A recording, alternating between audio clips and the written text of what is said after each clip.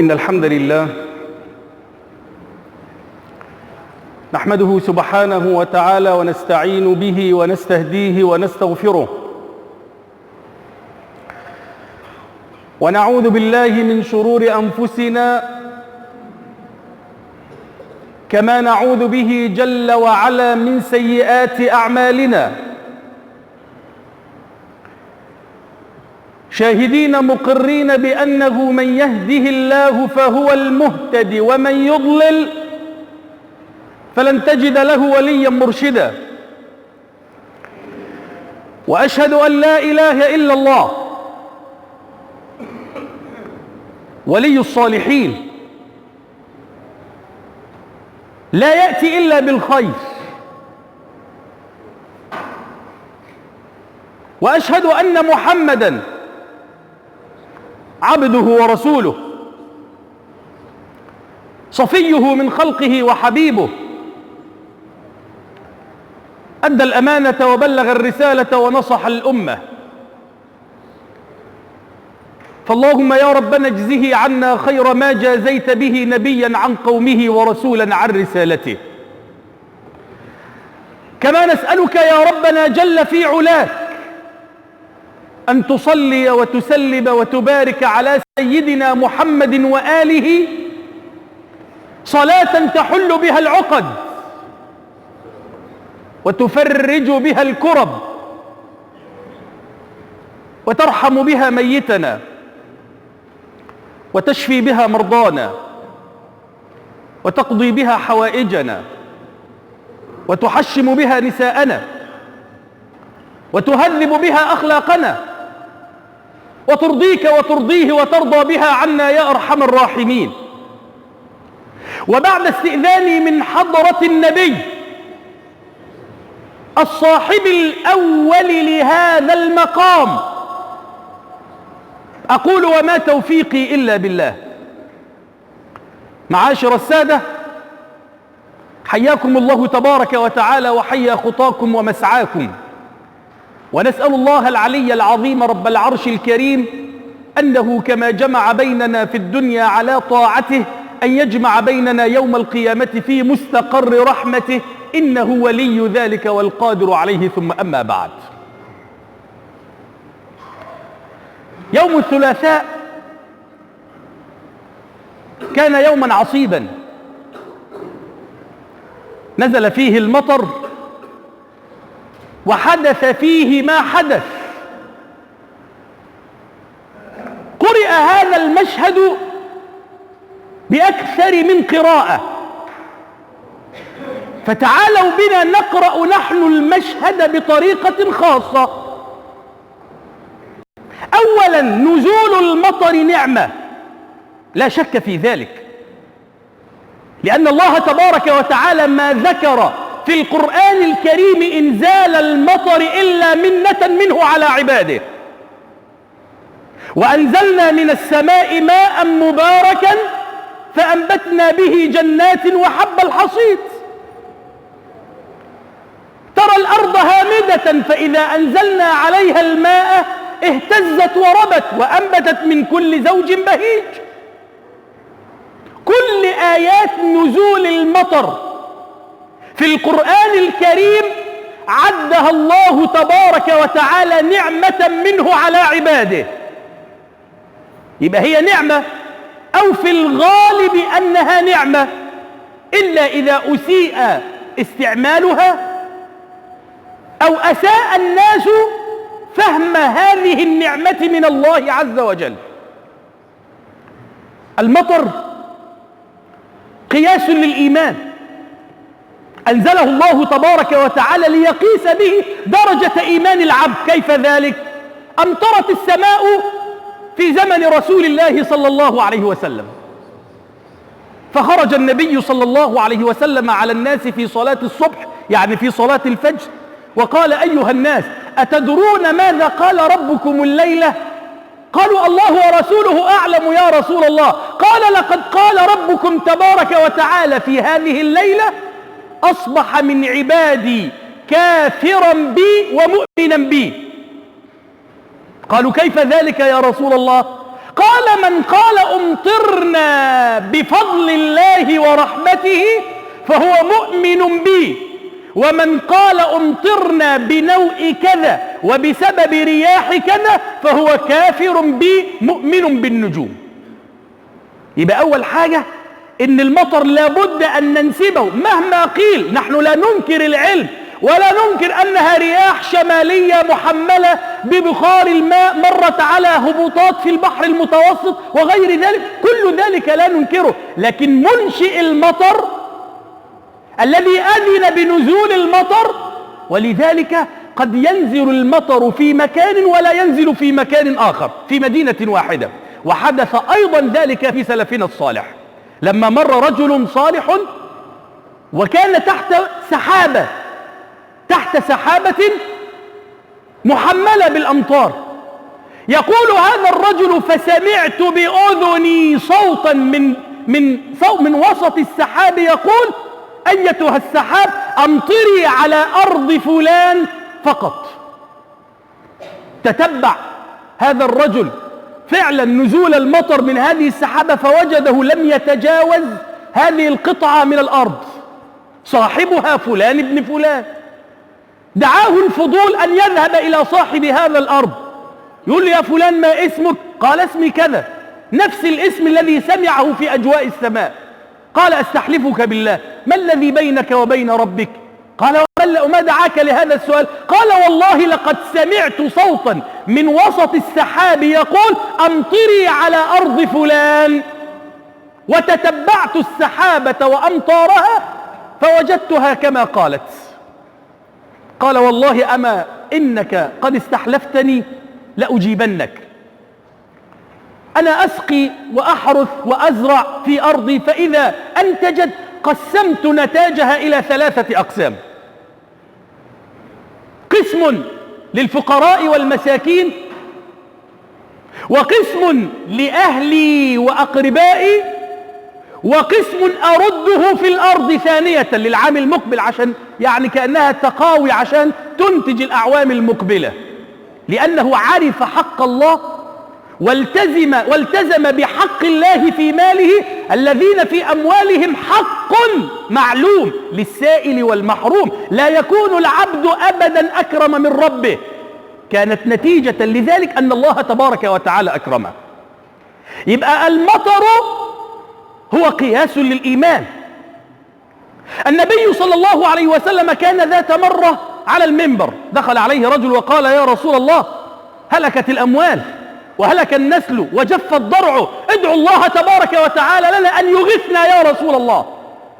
الضرع نشف والأموال هلكت والزرع مش لاقي يشرب، فادعو الله يا رسول الله أن يغثنا بمطر من عنده، بغيث من عنده. يقول الراوي فدعا النبي صلى الله عليه وسلم وهو على المنبر ورفع يديه حتى بان لنا بياض إبطيه، ودعا الله اللهم أغثنا اللهم أغثنا اللهم أغثنا. يقول الراوي فوالله ما أنزل يداه إلا أمطرت السماء. نزل النبي صلى الله عليه وسلم وانفض الناس إلى أعمالهم وإلى أهليهم وزويهم وزروعهم وبهائمهم. استمر نزول المطر 6 أيام. في اليوم السابع الجمعة اللي بعديها طلع النبي صلى الله عليه وسلم على المنبر والموضوع مستمر. فقام ذات الرجل وقال يا رسول الله ادعو الله أن يخفف عنا. هنا بقى المطر أحيانا وليس الغالب، أحيانا يكون نقمة وليس نعمة. فقال يا رسول الله برضو هلكت أموالنا، أموالنا هلكت والبهائم غرقت يا رسول الله، فادعوا الله أن يخفف عنا أو يخفف هذا المطر. فدعا النبي صلى الله عليه وسلم بقوله اللهم حوالينا لا علينا، اللهم حوالينا لا علينا. لأن لا شك أن نزول الأمطار بغزارة في أماكن مش مزروعة ليس بخير. لماذا؟ لأن الأرض لن تستفيد، يعني هي تهدئ الجو وتهدئ الغبار، تهدئ بعض الأمراض، تهدئ بعض الحشرات الضارة، هذه من الفوائد. لكن كثرة الأمطار على مناطق غير زراعية لا شك أنه ليس بنعمة. ولذلك شوفوا النبي وفهم النبي صلى الله عليه وسلم قال اللهم حوالينا، اللهم على الآكام والضراب وفي منابت الشجر وفي بطون الأودية يا رب، فاستجاب الله تبارك وتعالى له. يبقى المطر نعمة من نعم الله تبارك وتعالى. لكن كما قلت قرئ هذا المشهد قراءة سلبية بحتة. وجدنا من يستخدم التصوير والموبايلات والتكنولوجيا التي أنعم الله تبارك وتعالى بها علينا في الفضائح، بس همه إنه يصور إن البلاعات مسدودة، بس همه إن الصرف سيء، ولا يدري أنه بذلك يهدم دولة ويهدم أمة. لأن كل ما يعرض على هذا اللي يسمونه السوشيال ميديا أو يعني الوسائط الاجتماعية بين الناس يقرأها العالم. من منا ليس لديه مشكلة؟ هل من الفطنة أنه عندما يصيبني مشكلة بيني وبين أهلي أولادي أو زوجي أو أقاربي أفضح نفسي؟ هذا غير منطقي. إذا أردت أن تكون إيجابيا فساهم أنت في حل المشكلة، لا أن تصدر مشكلة، لا أن تصدر أكاذيب وأخبار قد تكون أحيانا مغلوطة. يبقى أول ما أراه من سلوكيات الناس لنعلم من المسؤول. هل المسؤول هم المسؤولون؟ نعم، في وجه تقصير ولا ينكر أحد، لكن العبء الأكبر أنا أراه والله حسيبي، والله لا أجامل بها أحدا ويشهد الله تبارك وتعالى أن العبء الأكبر في هذه المشكلة التي رأيناها هي سلوك الناس، هي سلوك المواطنين. لأنه ما سدت البلاعات ومواسير الصرف الصحي إلا لعدم الاعتناء بنظافة الشارع. عشان لما كنا بنخطب ونقول يا جماعة الخير النظافة من الإيمان، يقوم أحدهم ويقول يا شيخ اخطب عن الإلحاد واخطب عن مشاكل الزوجية وسيبك من النظافة، كلنا بنتنظف والحمد لله. لا، لو أن الشارع نظيف لما سدت هذه البلاعات. لو أن أحدنا يتقي الله عز وجل فلا يلقي من شباك سيارته بقايا أكله وبقايا استعمالاته لكان الشارع نظيفا. وبالتالي لما تنزل المية حتى وإن كانت شبكة الصرف الصحي ضيقة إلى حد ما والله ستستوعب الأمطار. وأنتم رأيتم عرضوا في بعض البرامج أن رؤساء الأحياء وأن كثير من العمال كان همهم أن يشيل الزبالة فقط من على أسطح البلاعات، فإذا سلكت يبقى المذنب والمقصر الأول والأخير أو الأكبر هو سلوك الناس. والله يا جماعة الخير رأيتها بعيني، الناس يسيرون عكس السير. ماذا تنتظر؟ زحام؟ نعم زحام. الكل يمشي بسرعة بطيئة؟ نعم الكل يمشي بسرعة بطيئة. طب إذا خرج أحدهم من مساره المروري الصحيح إلى مسار معاكس ماذا تنتظر؟ أقسم لي أحدهم أنه ذهب يعني من عمله إلى بيته في أكثر من 7 ساعات، مش لمجرد الصرف، لأن في ناس بتمشي عكس.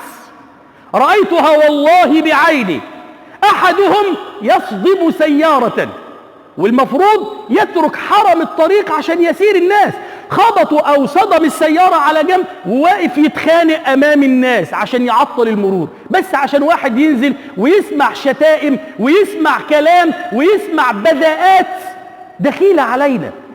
ماذا لو أنه أخذ ركنا وشاف إيه وفي النهاية لا ده بيدفع حاجة ولا ده بيدفع حاجة ولا بيجيبوا الشرطة، ما حدش فضيله في هذا الموقف، بس بينزلوا يسمعوا بعضهم شتائم وبذاءات ويساهموا في إحداث مشكلة عصيبة لدى الشعب كله.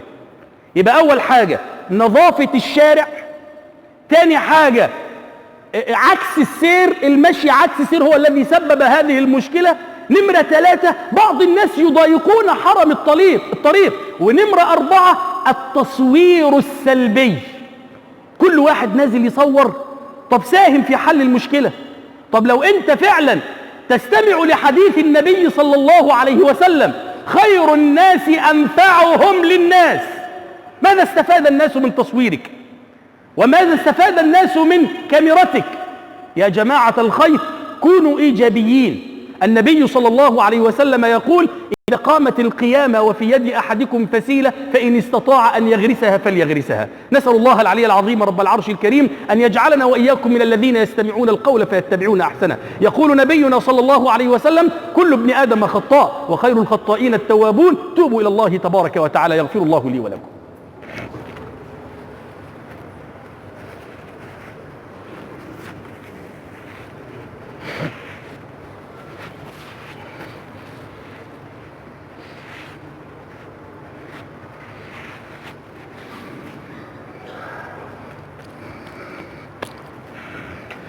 الحمد لله وكفى، وصلاة وسلاما على عباده الذين اصطفى، محمد وآله والصحب والتابعين ومن اقتفى إلى أن يرث الله تبارك وتعالى الأرض ومن عليها.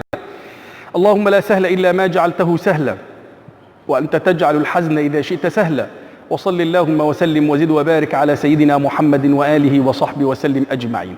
من فقه نزول المطر أنه إذا نزل المطر يستحب أن يتعرض إليه الإنسان قليلا.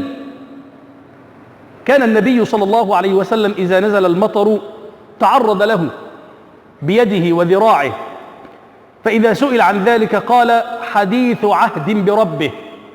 هذا المطر حديث عهد بربه. ومن فقه المطر أيضا أنه يستحب الدعاء وقت نزول المطر، من المواقيت والأحايين التي حددها لنا رسول الله صلى الله عليه وسلم. مستحب فيه أن يدعو الإنسان ربه هو وقت نزول المطر، وقت نزول الخيف، ونحن نتضرع إلى الله تبارك وتعالى بأكف الضراعة وبقلوب يملأها اليقين بالله تبارك وتعالى أن يجعلنا من الذين يستمعون القول فيتبعون أحسنه. اللهم اجعلنا ممن يستمع القول فيتبع أحسنه. اللهم إنك عفو تحب العفو فاعف عنا. ارفع مقتك وغضبك عنا. اللهم ارفع مقتك وغضبك عنا. أرنا الحق حقا وارزقنا اتباعه، أرنا الباطل باطلا وارزقنا اجتنابه. اللهم ارفع عنا البلاء والغلاء والمحن والإحن. اللهم اجعل جمعنا هذا جمعا مرحوما، وتفرقنا من بعده تفرقا معصوما، ولا تجعل فينا ولا منا ولا بيننا شقيا ولا محروما. نعوذ بك من الهم والحزن، نعوذ بك من العجز والكسل، نعوذ بك من الجبن والبخل، نعوذ بك من غلبة الدين وقهر الرجال. عافنا في أبداننا، عافنا في أسماعنا، عافنا في أبصارنا أبدا يا ربنا ما أحييتنا، واجعله ربنا الوارث منا.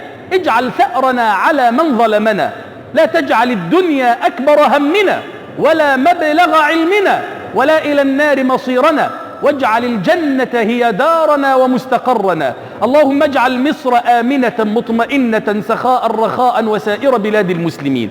اللهم اجعل مصر آمنة مطمئنة سخاء رخاء وسائر بلاد المسلمين. اللهم هيئ لها من أمرها رشدا، اللهم هيئ لها من أمرها رشدا، اللهم هيئ لها من أمرها رشدا. وصل اللهم وسلم وزد وبارك على سيدنا محمد، وأقم الصلاة إن الصلاة كانت على المؤمنين كتابا موقوتا.